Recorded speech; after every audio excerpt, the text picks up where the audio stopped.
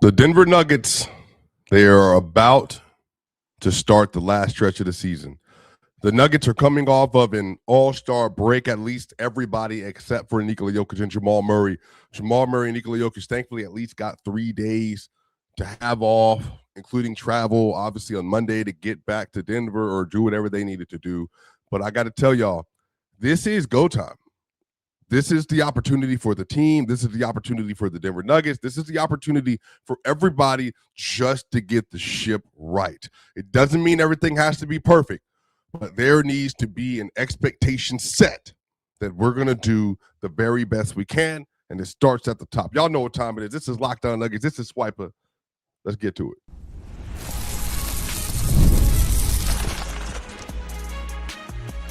You are Locked On Nuggets, your daily Denver Nuggets podcast.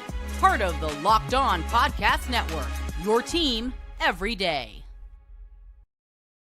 What's going on, y'all? Welcome to Locked On Nuggets. This is your daily Denver Nuggets podcast. I'm one of your hosts, Swiper, joining you for the first time since last week. You all, I have been in Los Angeles. I was at All-Star Weekend in LA, and there was so much going on. I'll share a little bit about some of my experiences here in a second, but I just want to get into all these Denver Nuggets things we need to talk about, man. This team, they got an opportunity in front of them, and I think even though they're missing players still, there is a path for them to come back and be just as good as we hope them to be coming into the year. And I can't wait to get into it. Y'all make sure y'all like, share, and subscribe. Give it a 5-star review in Apple iTunes and Spotify. So, y'all, this is go time. The reason that I'm saying that is that when I'm looking at this Denver Nuggets team and you look at the way they played over the last 7 games since Jokic came back, you got the uproar. When Jokic came back, they beat the hot Clippers, who were 16-3 at the time in the last 19 games, 122-109. And then they played versus OKC. Just wasn't the greatest game of all time. Obviously, Jokic's second game back from an injury. Jamal Murray, obviously dealing with the things he dealt with, had 12 points, I believe, in this game. Peyton Watson had 29. And then they play versus Detroit. They lose a clutch game to Detroit. They shouldn't have lost. Jokic wasn't good in that game. The team struggled to get defensive stops. They had a lot of things that just did not go right for them in that game. Jalen Pickett was starting. He didn't contribute at all. Obviously, Christian Brown didn't play well in that individual game. Peyton Watson was meh in that game. But then they played versus the New York Knicks in a back-to-back. And it went to 2 overtimes. Jokic played 44 minutes. Christian Brown played 43 minutes. They overblew their minutes restriction they had in that game. And Jokic was 2 of 13 from 3 in that game. Jamal Murray had 39 points, but he also ran out of gas in the overtimes. And in that game, the Nuggets lost Peyton Watson in the fourth quarter. I think they lost because of that injury. And they lost Spencer Jones in the first half with the concussion headbutting Karl-Anthony Towns. So then they lose that game by 7, losing more players in the rotation. And then they beat Chicago, but they give up 120 points in that game. Jokic then, I think, ties Russell Westbrook's 3-point. I think he tied Oscar Robertson in that game at 181 triple-doubles. And then the Cleveland game happens, okay? The Nuggets lose this game, but they were in full control of that game from the start. I mean, literally, y'all, full control of that game from the start up until the end. Jonas Valanciunas is in with 5 minutes and 50 seconds left, and the momentum gets sucked out the arena because they're doing that stagger thing with Jokic. It didn't go well. Jokic tries to come back in the game. He has to turn over with the Harden double, but he had some really good possessions. I think he had 6 straight points at one point, I believe. Jamal Murray had a, whatever. But then James Harden gets to tie up 3. Donovan Mitchell gets the free throws to put him ahead with like 0.9 left or whatever else it was. And they lose that game, but they should have won. And then they have the Memphis game. And that game was good, 122-116, but that also got dicey. And the reason why I wanted to read through that stretch was they obviously had that 10-6 period without Jokic, but again, the Wizards, Milwaukee, they had lost to Detroit. They lost to Los Angeles after having a 17-point lead, but then Jamal Murray got shut out in the second half, and then nobody else could score. They didn't have any of their guys. Cam Johnson wasn't there at the time. They beat Washington. They beat Dallas without Anthony Davis. They beat the Pelicans. They beat Milwaukee once again. Then they lost to Atlanta. They had a win versus Boston and Philadelphia. That was the 2 best games of that stretch. But I think what happened is the team relaxed a little bit, I think, because Jokic came back. And I think the things that they were doing prior to him coming back, for whatever the reason, they just simply didn't have an opportunity. They didn't give themselves an opportunity to close with the right kind of energy and to play with the right kind of energy. That's at least what it felt like. Now, maybe psychologically that was more something that happened under the current than happening consciously. But if I look in the last 7 games for the Denver Nuggets, I'm just looking at basic net rating stuff, and I'm going to read through some numbers here in a little bit. In the last 7 games, which Christian Brown's played 5 of those games, he has a plus 10 net rating. In the last 7 games, Jokic has played in all 7 of them. Now, he has a plus 8.5 net rating. And Peyton Watson only played 4 games. He had a plus 5. Cam Johnson played in 3 games. He had a plus 4.5. Tim Hardaway Jr. played in all 7. He was a plus 3. Jamal Murray played in all 7. They lost to Jamal Murray minutes. Over the stretch. And that's not who Jamal has been all season. And so when I look at some of these numbers and I look into the stat lines, right, and I'm like, all right, last 7 games, Jokic over that stretch averaging 24.4 points, 13 rebounds, and 9.4 assists, shooting 51% from the field, 31% from 3, and 79 from the line. That's not Jokic. That's not good enough. But he was a plus 40. In all of those games. So I'm like, all right, cool. Like, at least they're winning the minutes. Even though he's not playing Jokic level, he's playing all NBA level at this point, but he's not playing Jokic level basketball. Jamal Murray over that stretch of 7 games, 24.4 points, 9.1 assists, 4.6 rebounds. He only shot 45% from the field, 32.7 from 3, but 92.5% from the free throw line. League average efficiency. Jokic was above league average efficiency by a good bit, but not 70% true shooting. He was 7% off of what he's done in the regular season over the stretch. Jamal Murray is 4% off in terms of total efficiency, what he's been all season. Peyton Watson, like I said, only 4 games played. He averaged 19 a game. He's out of the lineup. So I'm looking at this and I'm saying to myself, like, I think what happened to this team is that they lost additional players in spots they couldn't afford to lose. When they lost Peyton Watson and Spencer Jones, y'all, the reason why the defense fell off a cliff is because they cannot run their defensive coverages consistently without having any of their wings. And at one point in time, they didn't have Aaron Gordon, Cam Johnson, Peyton Watson, or Spencer Jones. And then Christian Brown's coming back from injury.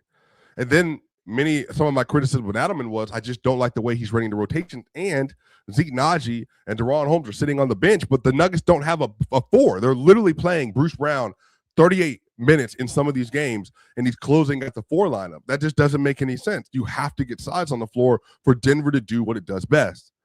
But again, maybe this is just an all-star thing. We're heading into the all-star anyway.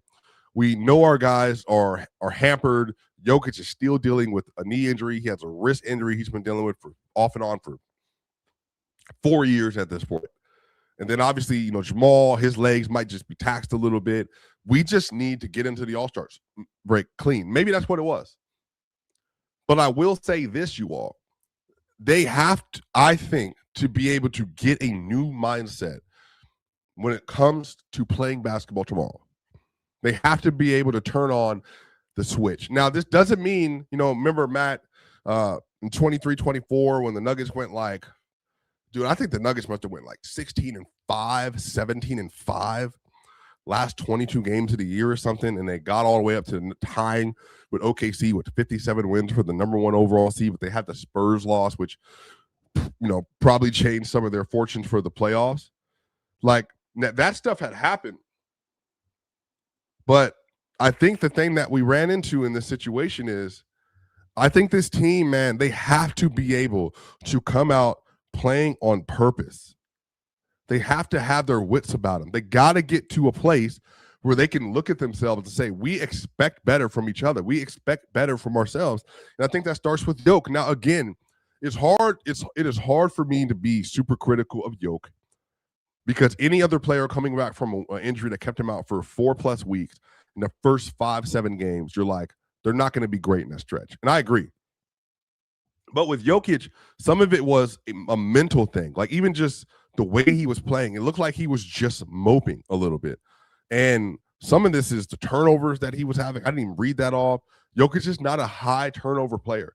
I think he's only averaging on passes he throws. He's only turning the ball over on 11% of them this year, which is a terrific number. Yeah, he that's 78th percentile. And for throwing 70 plus passes a game, y'all, that's excellent. But over the stretch, when he was just like playing basketball and doing what he was doing, Jokic was turning the ball over like a madman. He had 31 turnovers in 7 games. That's not Jokic. That's not Jokic at all. But I think, and he led the team by a lot. That's 17 more turnovers than Jamal Murray. 17. Lazy, bad passing. But I think he has to be able to reconfigure some things. And I want to talk about some things specifically that I'm expecting from Jokic over this stretch on the other side. Because I think these things are important for the team. And again, I'm taking in the fact that I know he's still dealing with what he's dealing with. But I think now this moment is right in front of you. There's so much right in front of this team individually for Jamal and Jokic in particular, and also for the team from a record standpoint and just a momentum standpoint, y'all. We'll talk about all that and more here at Locked On Nuggets.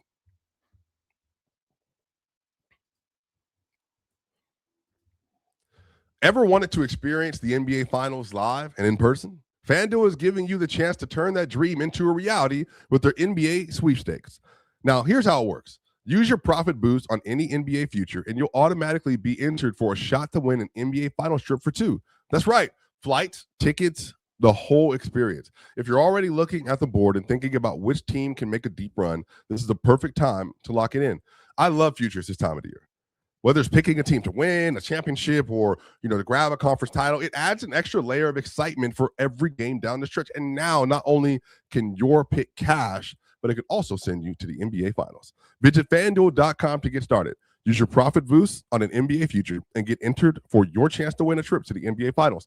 Play your game with FanDuel, the official sports betting partner of the NBA. New year, new systems. This is the time when a lot of us look at the messier parts of how we run our business and think there has to be a better way. And there is. Streamlining your communication is one of the quickest upgrades you can make. That's why today's episode is brought to you by Quo, spelled Q-U-O, the smarter way to run your business communications. Because when your team is reachable, organized, and communicating in one place, you're not just working cleaner. You're creating more opportunities to connect with customers. Your whole team can call and text from one shared business number so nothing gets missed. Everyone sees the full conversation thread, which makes replies faster and more personal. It's no surprise that Quo is the #1 rated business phone system on G2. Trusted by more than 90,000 businesses, from solo operators to growing teams. Make this the year where no opportunity and no customer slips away. Try Quo for free, plus get 20% off your first 6 months when you go to Quo.com/LockedOnNBA. That's QUO.com/LockedOnNBA. Quo. No missed calls, no missed customers. We'll be back for segment 2 here at Locked On Nuggets. We are back here for the second segment of Locked On Nuggets. Thank you so much for tapping in with us. This is your host, Swiper, your team every day. Make sure to give us a 5-star review on Apple iTunes and Spotify. Make sure to continue to let us know why you love us so much, if you do love it, which I know most of you do. And also, if you're watching this on YouTube, we're on the way to 12,000 subscribers. Go ahead and give us a like, click, give us a share, click, give us a subscribe, click, click, click. That way we can continue to grow this great platform that we are building. And if you want to tap in more with us, make sure to tap with us in an everydayer club. Go to lockedonnuggets.supercast.com. You can tap in with us with our Discord. You can get members-only content that will be specifically curated for you. We have a lot of great stuff going on. Y'all, so let's talk about this. So Jokic, everybody knows how I feel about Jokic. I think Jokic is one of the 10 best players I've ever watched. And I absolutely am of the mindset that when Jokic is at his best, there are not many people that are better at their peak than Jokic. And I don't think there's 10 of them, if that. I think Jokic is incredible. I think Jokic has shown over the last, since 2020, when he entered his MVP phase, that when it came to the best of the best, his best is the very best, or at the very least, right up there with everybody else in the league. That's how good he's been. When Durant was still at his peak, Jokic was with him. When Giannis was at his peak, Jokic is with him. When SGA obviously at his peak, Jokic is with him. Luka, Joel Embiid, whoever. Jokic, what he has shown is that constantly and consistently, there's a level where he is either the first or second best player, basically over a 6-year stretch. And this is before, remember, 2023, that March for 2023, people are like, well, I don't know if he's a top 5 player. He hasn't won a championship. He's on his way to winning his 3rd straight MVP, and I don't think he's top 5. The narrative around him was that he was just winning MVPs and he didn't deserve it. But if you watched him play, it's like, yo, this is maybe the best basketball player in the world. Now, he hasn't won because his team hasn't been healthy, but if you watch him play, the dude was averaging 26, 10, and 8 in one season on, again, lower, like everybody's numbers were lower than they are now. That's a phenomenal season. And then the next year, it was at 27, 14, and 8. The very next year, the MVP, the year he didn't win MVP, the 25, and he was averaging 11 and 10 on 70% true shooting, the most efficient 20-plus point per game season we ever seen. Maybe the best playmaking scoring season we may have ever seen. And then he goes on to average 30, 13, and 10 to win an NBA Finals and have like the most efficient 30-point run ever. And then, we get to the next year. He averages 26, 12, and 9, wins another MVP, has maybe his 2nd best defensive season ever. And last year comes around. He averages 30 or 29.6, 13, and 10.6 or 10.2 assists a game last year and 2 steals a game. Maybe the greatest offensive season we've ever seen. And then this year, Jokic runs it back, y'all. And I know, again, a lot of this is like short-term memory with how we like view seasons because like, last 7 games for Jokic, they haven't been special, y'all. Jokic this year is averaging 28.7, 12.3, and 10.7, y'all. And he's at 70 true shooting, 59% from the field, 42% from 3, 84 from the line. He's having an even better season than last year. So I want to make sure I'm putting that in concert with each other. He's having the best season in the NBA again. At this point in time, the criticism of Jokic is that he's a PRA merchant, even though he's scoring better than anybody in the league, rebounding better than anybody in the league, passing and playmaking better than anybody in the league. This is about to be his 2nd straight year, averaging a 28, 29 point, 12 rebound, 10 assists, triple-double on all-time great efficiency again. So I want to make sure people hear me. This is not a criticism of Jokic as in all season. Yo, Jokic has a 55-point game versus the Clippers. We have 52 points in 3 quarters versus one of the best defenders in the league in Zubac. Jokic has a 56, 16, and 15 game with 3 steals on Christmas when he had 20 points in an overtime, the most ever. Jokic had a 30, 20, 10 triple-double versus Orlando right after that. Jokic, before he went down in Miami, Jokic was at 21 points, 8 rebounds, and 5 assists in the first half and was on his way to truly a special game. He was 9 of 14 in the first half, and it was like, all right, he might have a 40 and 16 game in his belt today. So I want to be clear. Before Jokic went down, we were looking at this season saying there's just no I think he's going to walk to an MVP, at least win it, even if it's marginally. Jokic was having the 3-game stretch he had with Minnesota, Orlando, and Miami was about to put him in all-time great conversations, like of 3-game stretches ever. Like, James Harden, stuff that he used to do in his peak and prime. But then Jokic, I think the injury, derailed what he actually has been all year, and I get it. It's frustrating. I think the last 7 games, the turnovers, for me, have been a lot. A lot. The Clippers game, now he only had 1 turnover in that game, but then the next game he had 6. Make sure I get this right. The Clippers game, he had 1. The next game, he had 6. The next game, he had 5. Then he had 0. Now that was versus the Knicks. That's good. But then he missed all the threes. Then he had 3 turnovers, 7 turnovers, and 9 turnovers. Yo, come on. That's just, that's lazy. 3 turnovers is cool. So I think that it's this simple, man. Like the players just voted, in the All-Star. The Athletic put out a little report where they did a poll thing again, and the players majority said that Jokic is the best player in the world, again. So obviously, he is getting the respect of his peers, and the peers think he is all-time great. His peers think he's the best in the world. His peers think that he is the guy that kind of sets the standard for the league. When Anthony Edwards was talking about the team world and why it makes him upset that other people are talking about world being good as it is because this is an American sport, is he said, I get it. They have Jokic, meaning the world has Jokic, the best player in the world. When Anthony Edwards, after the 61-10-10 game, said it's the best game I've ever seen in my life. Like when he sees him, he sees that. And so I get the players see. I think for fans, there's a line. And I said this, when we were in, I was talking to Chill, if you're familiar with Player Short, to Chill on TikTok. Before we headed out to the airport to go back to Atlanta and then go back to where everybody else is located, we're talking for like 4 or 5 hours. And one of the things when we got to Jokic, I said to Chill was, Jokic, his best games ever, these big, gaudy stat lines.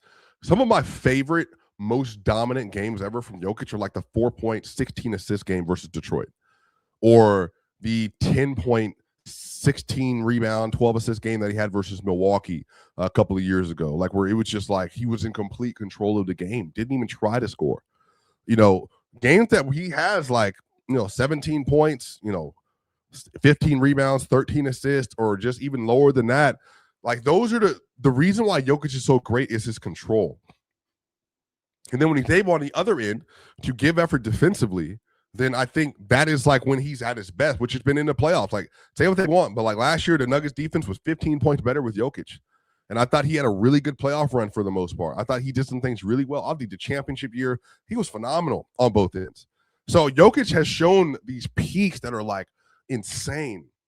But I think it's just getting everybody to kind of give him some grace for the 7 games. But also expect more from him. And I want to say this too right here. And so I actually don't know if they'll suck the next 10 games, but I wanted to add to that. I don't think, and y'all can correct me if I'm wrong, but when I looked it up, pretty sure I'm right. The last time the Denver Nuggets starters played together was November 12th. Like, do you realize that we've had 20 different starting lineups with this Denver Nuggets team? 12th of November. Y'all, that lineup had a plus 12 net rating, played 153 minutes. We haven't seen it since November 12th. The next best lineup, y'all, is the Murray, Cam Johnson, Peyton Watson, Spencer Jones, Nikola Jokic lineup. We haven't seen that in a while. That lineup in 160 minutes had the plus 20.7 net rating, 138.5 offensive rating. So I'm saying, y'all, this team is like, this team is just trying to find itself. And they're trying to recalibrate with all the injuries. So I'm going to give them grace. I'm giving Jokic grace as well, but I will say I expect greatness from Jokic. I do. And I do expect when he gets back, he's at least smarter with the basketball and that his attitude is in a different place when it comes to making some of these decisions. But on the other side, we'll finish this conversation. We'll talk about some of the games that they have coming up. And then obviously, I think Matt and I will do some preview for tomorrow night as well. But we'll get into that here at Locked On Nuggets on the other side.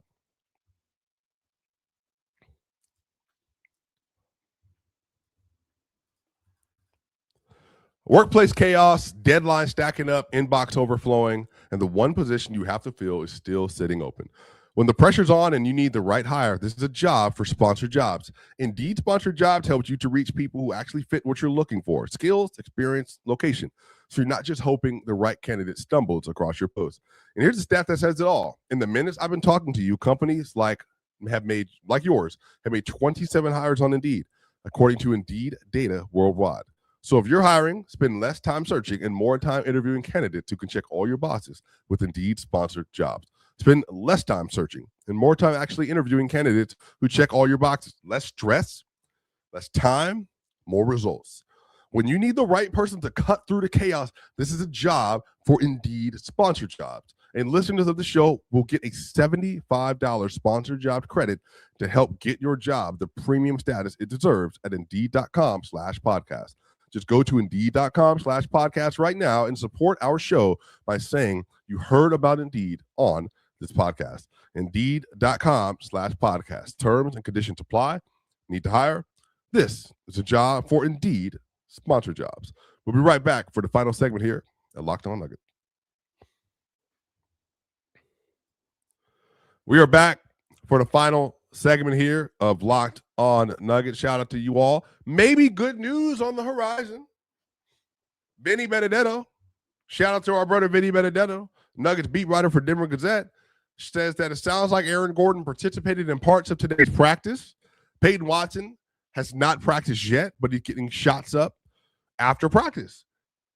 So, hey, maybe we're going to get a Aaron Gordon sighting at some point in time. Maybe we're going to have an opportunity to see a G suit up for this team. But I will say, hey,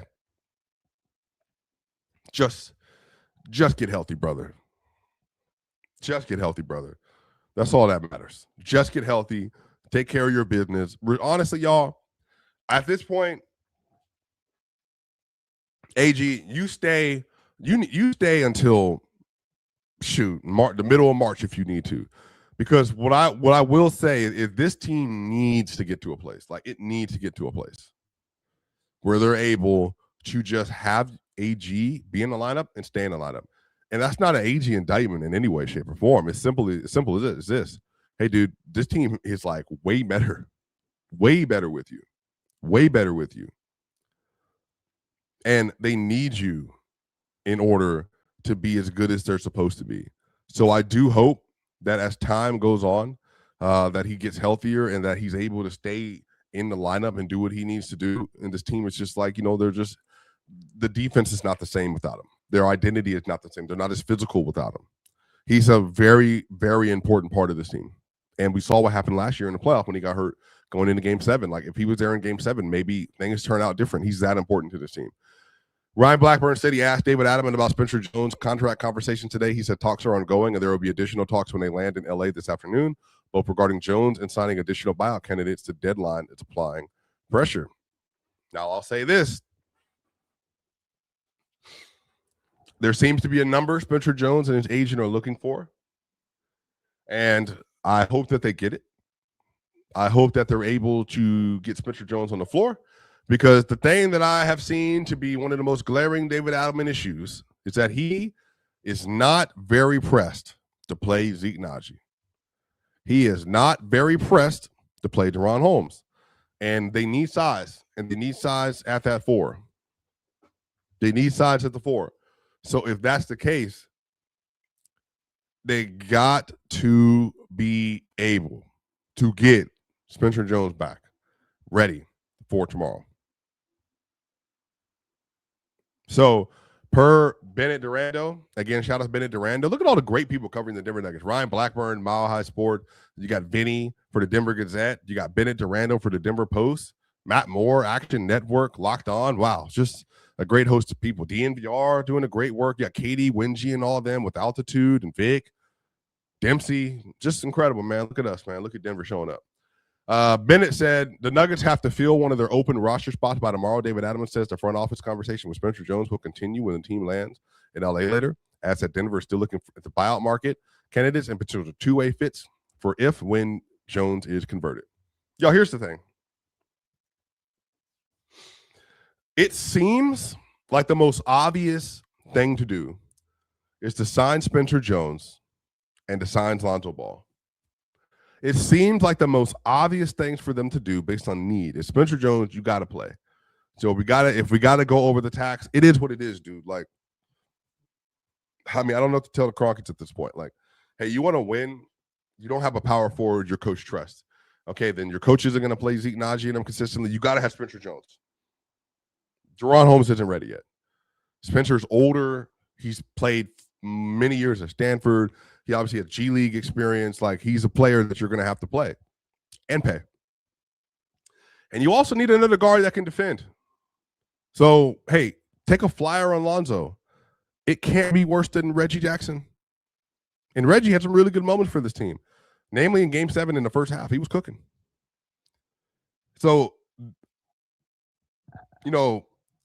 for me, this is all like a timing thing. It's all about money. And it's all about the tax and all that stuff. And again, you have to be smart because every decision you make today is decisions that affect tomorrow. Because they will probably want to sign Spencer to a longer-term deal. And if you do that, depending on where the annual is, whether it's 1.3 or 3 or 5 or whatever the number, $6 million, whatever the number is, like, if you do that, that's going to affect everything down the line. So I think they want to keep his number as low as possible. But they also want to add some years to this because that way he's locked in on the roster. But then he's locked in on the roster, and they have flexibility moving forward in the future from a trade standpoint if they need to. And they also don't want to make a Zeke Nnaji mistake, because that deal, again, at the time it was an albatross, and now it is still an albatross. So the upcoming schedule for the Denver Nuggets, they play versus the Clippers tomorrow at 10:30 p.m. Eastern Standard Time. That will be a very good game. They have a back-to-back that they play Portland, and that's going to be on the 20th on Friday, and then on Sunday at 3:30 p.m. Eastern Standard Time. Thank goodness there's no NFL anymore. They play versus Golden State in Golden State, and that's going to be on ABC. And then they have 4 straight ABC, ESPN, ABC games. They got Golden State on ABC, and then they have the Boston Celtics at home on ESPN. They got OKC at home on ESPN, or in OKC at ESPN, and they got the Minnesota Timberwolves on ABC at home. Y'all, they've beaten 3 of these teams already. OKC's the only one they haven't beaten. The Nuggets are like better than most of these teams, and they just need their wings back. Like, goodness gracious, like you got to have some wings on the floor. You got to have some wings on the floor. I'm curious to see when Spencer Jones gets signed and who else they add to that roster, because they got Utah after that, then they got Los Angeles, the Lakers, and New York, and OKC, and Houston, and San Antonio, and LA Lakers again, and Philadelphia 76ers. So this is going to be a great stretch of basketball, you all. And again, these are very winnable games. They just have to have their guys to do it. So we'll get to it, y'all, on the other side. I imagine me and Matt will have a show coming up for you tomorrow. Thank y'all so much for tapping in with us today. This is Locked On Nuggets. This is Swipe, but make sure you like, share, and subscribe. Make sure you give us a 5-star review on Apple iTunes and Spotify. You know what time it is. See you on the other side.